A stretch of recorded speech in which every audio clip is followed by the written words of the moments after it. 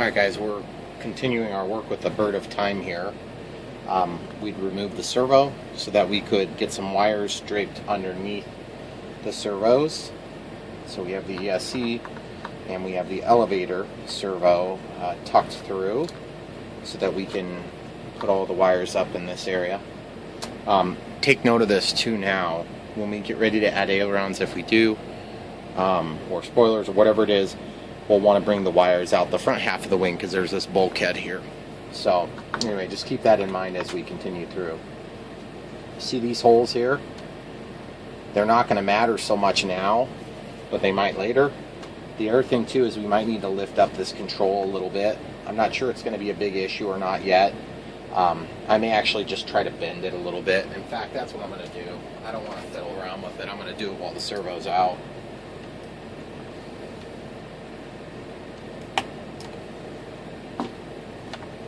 So I'm just going to lift this up just a little teeny bit by doing a bit of a Z-bend.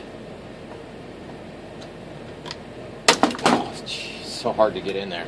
I'm going to try a different set of pliers. We'll do some more bullnose pliers here, if I can get in there. It's so much easier to do this stuff first time, right?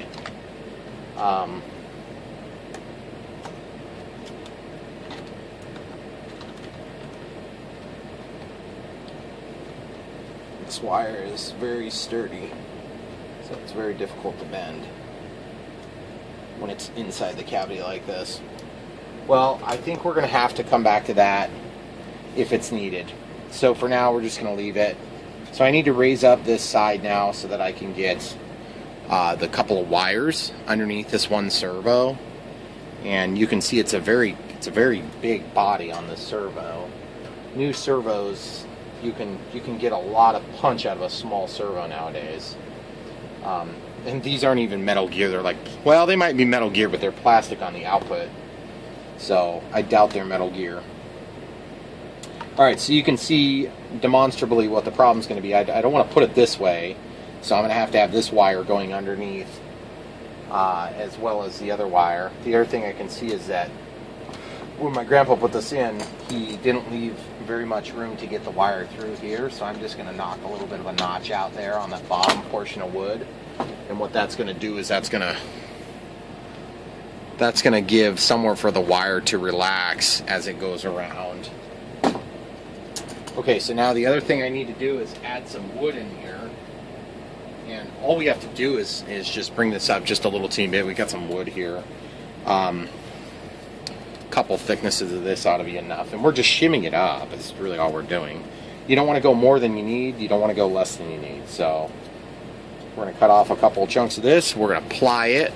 So you can, if you want a true plywood, you'll go against the grain. And you'll have a really sturdy piece, but this is just a shim, so it's not really that super critical. And to be honest with you, it doesn't even need to be wood, but it's going to be wood in this case, so I'll pause it, we'll get some wood ready. Okay, so rather than trying to do that down in the belly of the beast, I found a couple other chunks that would be better for sacrificing here. And you can see that when you drop the servo in there, you basically want this to be the same width as the servo. So you can glue this stuff together now, or you can wait and glue it together later. It doesn't really matter. You'll have less waste if you glue them after you're done. So I'm going to probably glue them after I'm done because I'm a cheapskate. So I'm going to just take these two, take a nice sharp X-Acto knife, or brand of your choice. I could really care less what knife you use. And you're just going to get your fingers out of the way so you don't get cut. And you can just make your mark. Or if you prefer to mark it with a pen, whatever suits your fancy, and just break it.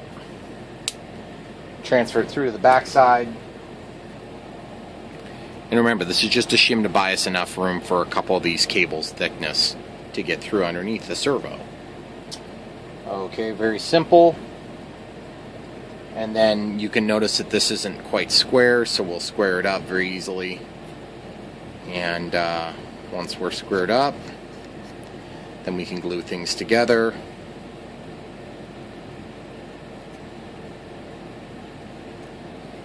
Okay, so that's squared up good enough for what we're doing, I think. Let's double check. Yeah, we're good enough there.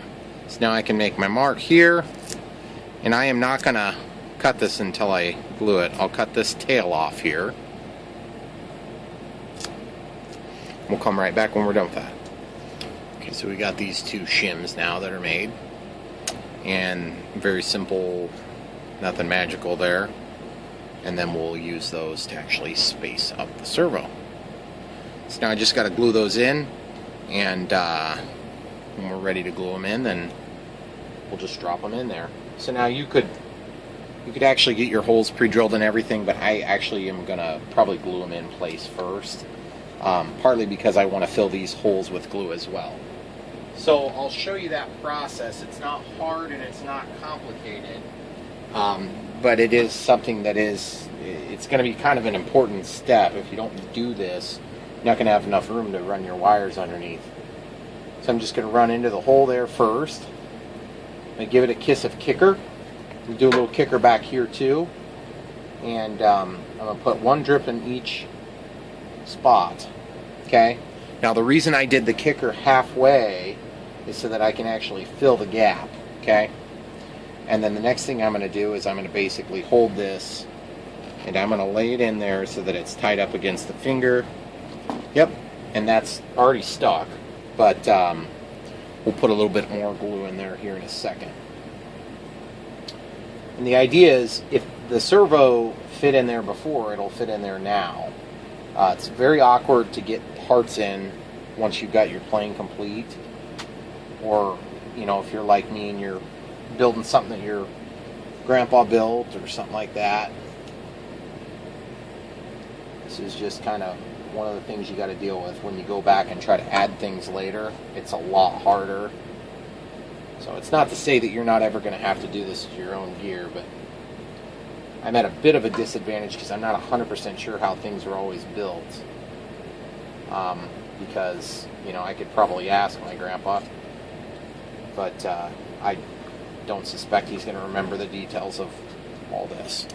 Okay, so you can see there we've got basically the shimming done now. So now the next step is going to be to get glue capped off. Well, no, we're going to put a little more glue on here.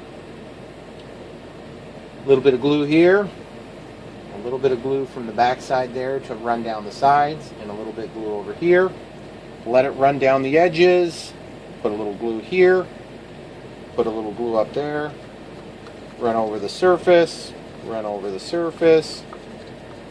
Okay, take the Q-tip, spread the glue, make it look neat, make it look even, then take and kicker. Alright, cool. We'll come back in a second. Alright guys, so we're coming back to you now. The glue has been sitting for just a minute or two. We've got the hot glue ready when we're done to kind of do like we did before.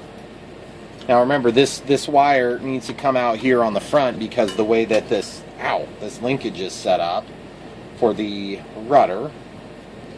And I'm not real huge fan of the way that works, but I don't want to go through the trouble changing it because it's not going to really add that much value, and not changing it is not going to cause a major issue either that I can tell. Just not probably my first pick. So sometimes preference issues, you just let it go. Okay, so I'm walking this through the hole. That stupid servo just fell. Okay, now I'm going to take my forceps and I'm going to grab back here, slide that thing through just a little bit more. Blammo whammo, there she goes. Okay, so we got the wire through the hole, but now we just need to make sure we don't have this bunched up. If it's bunched up, it's going to cause a problem. Okay, so I'm going to take and pull tight. I'm going to get it flat, and then I'm going to stick it under there. This wire, I'm holding tight against the wall, okay? The control linkage. Okay? So now I'm going to stick this wire in. So many things to worry about. I'm going to stick this wire in. You got to be careful to avoid this wood here. This is kind of the story of your life if you work on Rio controlled. Everything's tight at the end when you're trying to get everything together. Okay, Okay, so there we go. Now, the only thing you can do is just hope and say a prayer that you didn't pinch your wire on the way down. So, yeah, you could measure if you really wanted to waste your time, but, you know, measuring is only going to be as good as it cuts. So what I'm going to do first, before I get any further, is I'm going to go ahead and cut on the receiver and make sure everything's working before I get those new screw holes tied in. So we're going to turn on the radio, make sure we're on the bird of time. Now, we don't need to see where the control surfaces move, we just need to see that it works, okay? Yep, both of them are working. That's awesome. Okay, very good. So we can go ahead and unplug this wire again. And I'm going to take a second and clean some stuff up. Alright guys, so now the next step for us is going to be to try to get the controls back onto these surfaces. The elevator should be no problem, so I'm just going to go ahead and get that on there first. The hole that's a little bit bigger is the position we want to put the control arm onto. And then basically that should go right in without a problem, and it does. And we have clearance on the servo here, so we're not going to cause a problem there. At this point, before we go any further, the next test is to make sure that we have everything in the correct position still electrically. So we're going to kick this on. Okay, we got radio contact. Everything's working, everything's moving free as expected. So we can go ahead and unplug the power. And the next step is going to be to, I'd like to kind of have that out of the way, but it's got to be in the way for now. And you can see we have room for extra wires to get tucked under there later if we would have to. I hope we don't have to, but it's possible we might need to add another wire here and there. Okay, so now, just looking for the larger hole. This servo's not screwed in yet, guys, so that's I'm fully aware of it. So let's go ahead and plug this in to the electronic speed control again.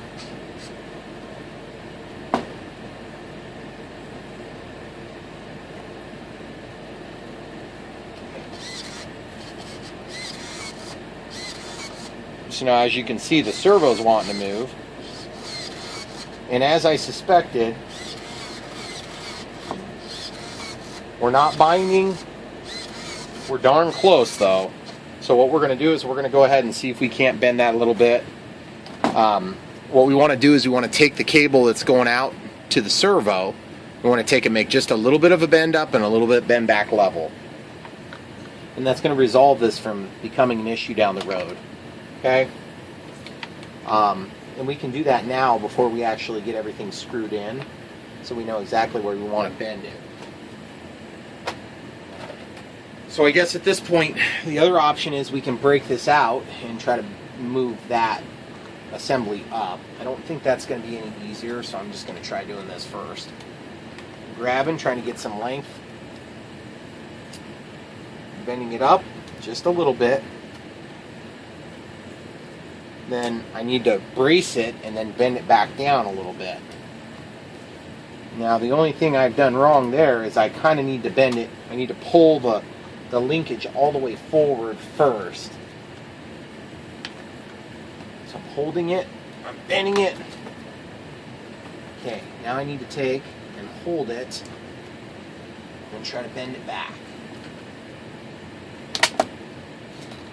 It's going to try to break this mount point here, and that's okay, because it ain't gonna break. And I'm really going to town on it. We need a little bit more bend than we got there.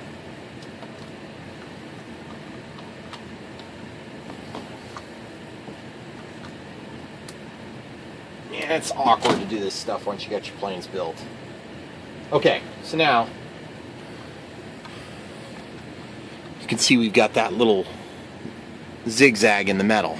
Okay, I don't know if that's enough. I'd like to get just a touch more, and I think I can get it. Okay, I think I got it now. Alright, so now let's try this on for size. going to slide this control adapter back together. I'm going to put the tail neutral, or what I believe to be neutral at this point. And I'm going to get this slid back on to the control arm. And then I'm going to plug in my battery. We're going to test this before we get any further. You guys might have noticed a little pattern here, and that is test every step. Don't find out later that you missed it, because it's a pain in the butt to go back later. Okay, so with that held down,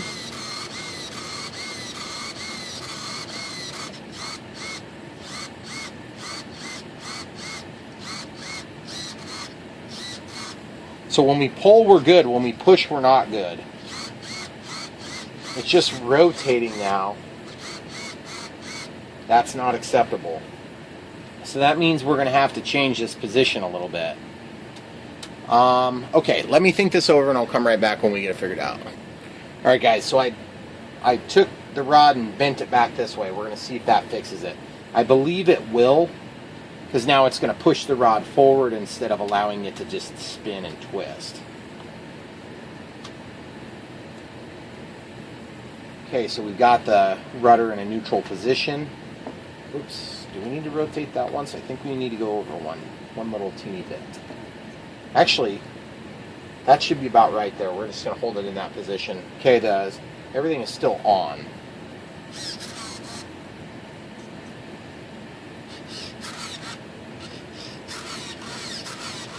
So we're binding with the top of the cabinet from the servo a little bit.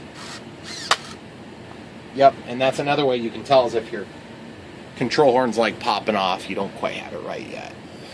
Alright guys, so I took this linkage and I got some thin-nosed vice grips, and I was able to brace onto it and more or less straighten it out. And then I took just one curve straight up, and that has allowed me to kind of take this, center the control surface and get a little bit further out. I think that's going to resolve the conflict I was having. So I'm going to go ahead and plug this back in and I'll show you if that fixed our problem. And our problem being that it would only turn the rudder one way, but not the other. Okay, so first things first, let's see if we're clear. Whoa. That's why you do throttle cuts, guys. Not that there's any throttle on this. Okay, so I'm going to push that down. Get it to the backmost position. And it looks like we're actually good now. And I'll give you guys a shot of the rudder working. I gotta hold the servo down still because it's not screwed in yet. So we have an even amount of throw, which is critical to get when you're working on these planes. So I'm gonna go ahead and actually I'll just go ahead and secure that now, because it's not going to hurt anything. It's not going to be in the way having that secured. We'll still be able to get in and drill the holes so that we can get our screws to mount it back in place. So let me grab a drill. We'll do that next. Okay, so I've got a drill bit that's about the same size as the shaft. Remember, we put CA all over this stuff, so we are going to probably want to pre-drill. We're going to have trouble. So sometimes it's a little bit tricky using these little ultra, small drill bits. Some of these more nicer quality drills, they won't hang on to the small bits. So you got to use an old crappy one, which just drives me out of the wall.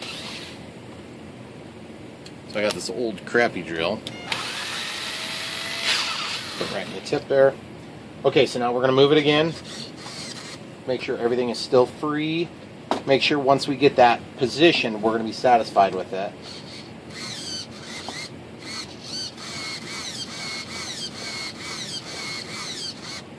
It's kind of whining. I think I need to actually rotate it a little bit. I'm going to do that first before I drill my holes, because once you drill the holes, you're pretty much committed to that position. So let me see if I can loosen this up and get that done fairly easy. Okay, so I just want to bring this out just a hair. So what I'll do is I'll want to bend it just a little teeny bit over. So this tool has worked really nice for this because I can get a hold of it and then I can bend it just a hair. Okay, so now we're going to put this back in there, more or less the same exact spot. We're going to listen for the whining. That's all we really want to avoid. Oh, we're not quite lined up right yet. We got to go one notch back. That should help.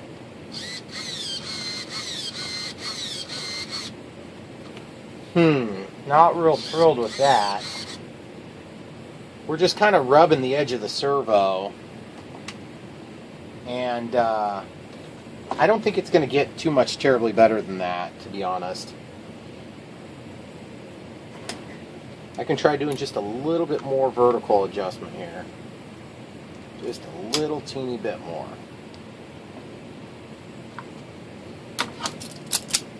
Alright, let's try it again. So you see, guys, kind of this process is, this is just the initial stages to try to get the thing working, but I'll have less trouble with the control surfaces when I'm responsible for the entire process. Okay, so now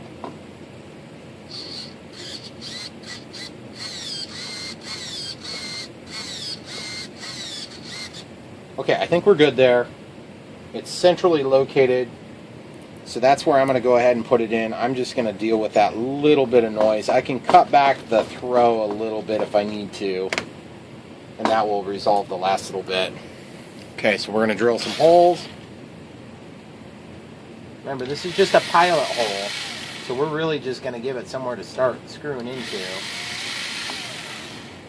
And my grandpa had just done the inside hole, so I guess I'll do the same thing. Not really sure why he did that, but that's the way he did it. So I guess I've only got so many screws here. So I'm actually sliding the collar in there together. And just going to throw it on the ground for extra excitement.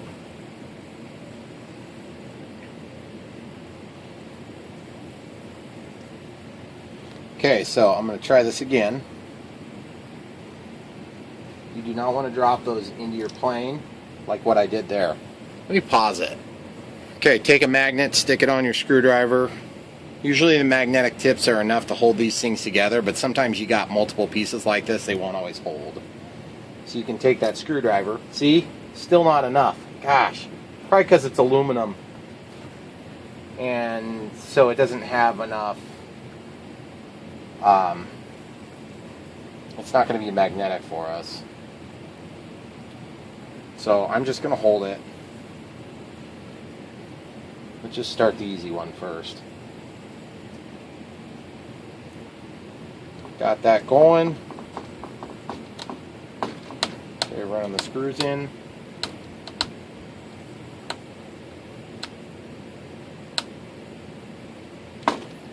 Okay, and I'm going to grab a different screwdriver. That one felt like it wasn't giving me a good bite. Yeah, this one feels like it's going to be better for this. Sometimes with these cheap Chinese screws, you got to be careful because some of them will not. Some will not work very good with one another.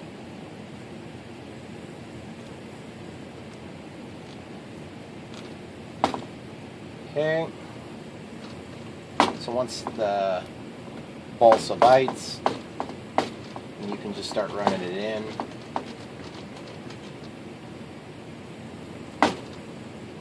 Now, I still have my hot glue gun hot, so we're going to do the same thing we did before, which is going to give us some extra positioning authority. Okay, so I'm just going to hold this. This is the other method when you really get into tight spots that I've had good luck with.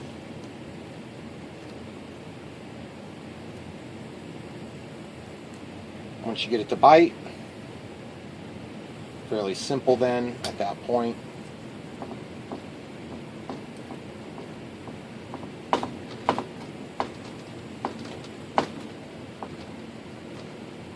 Okay, so let's see if it's holding.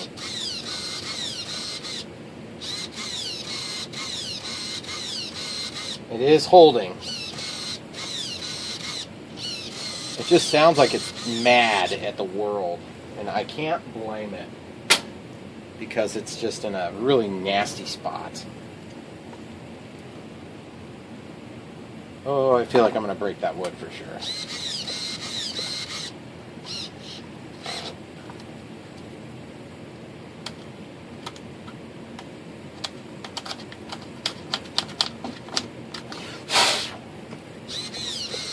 Good enough. Alright, hot glue now. Hot glue gun.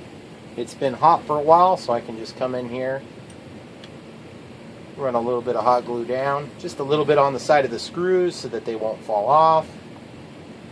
And we'll do the same thing here.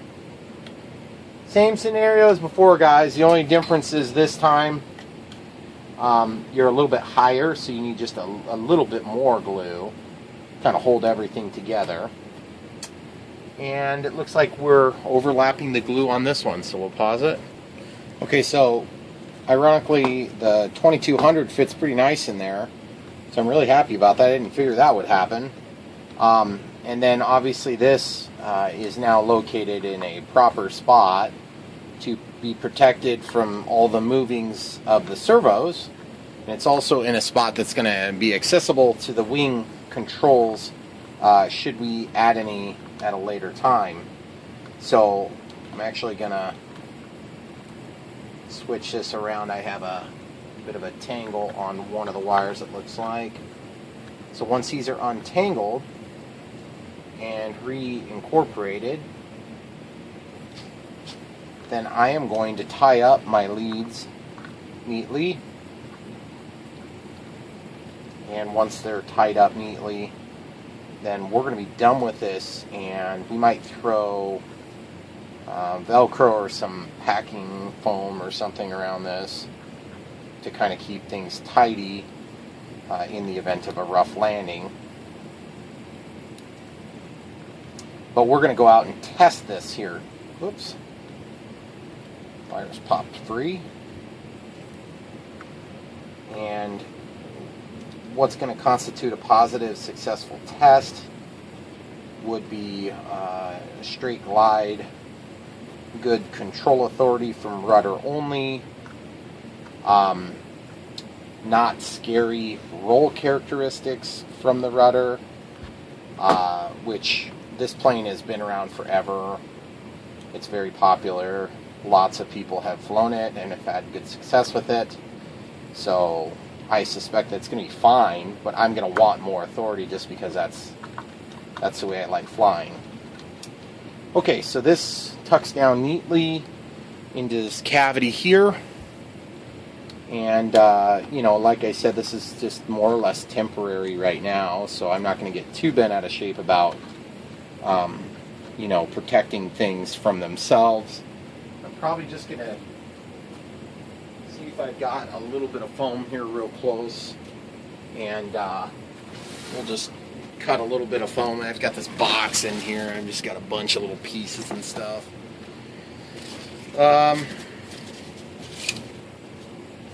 Something like this would be fine. And all we're trying to do is keep this thing from repositioning in a manner that would damage the antennas. That's it.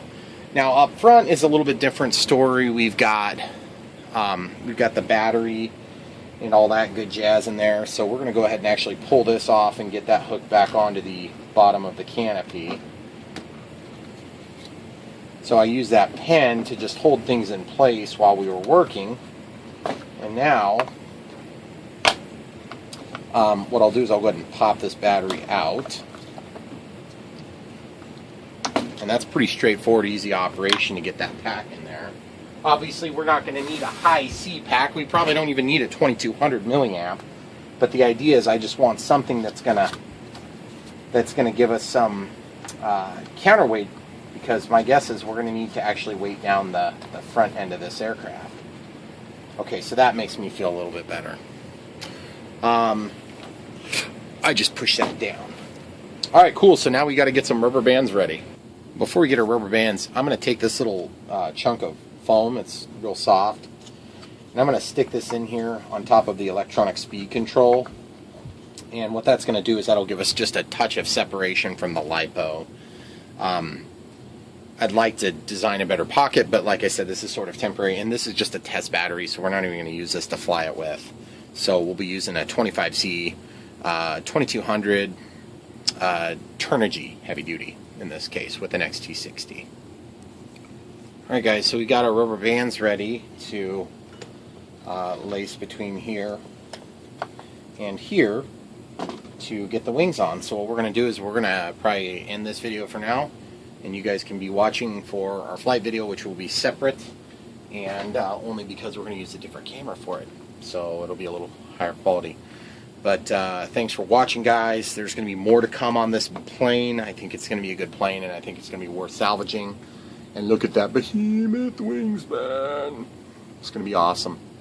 Thanks again for watching. Don't forget to like and subscribe.